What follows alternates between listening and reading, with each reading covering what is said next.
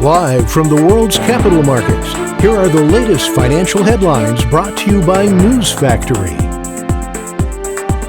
Hello and welcome to our daily financial outlook.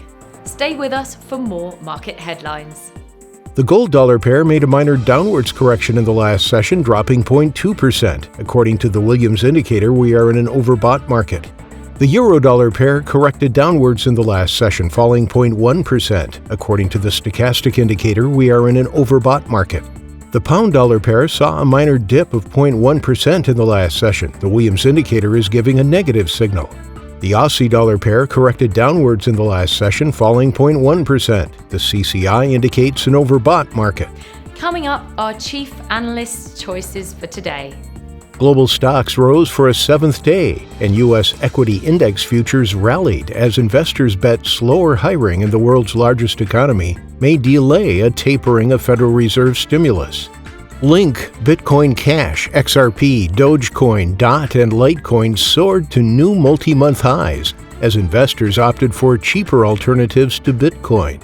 BMW AG has boosted orders for battery cells to keep pace with accelerating demand for electric cars that made up for more than 11% of deliveries during the half of the year. Those were today's major economic events, and now moving on to world financial headlines. Germany's industrial production will be released at 600 GMT. Australia's RBA interest rate decision at 4:30 GMT. Australia's RBA rate statement at 4:30 GMT.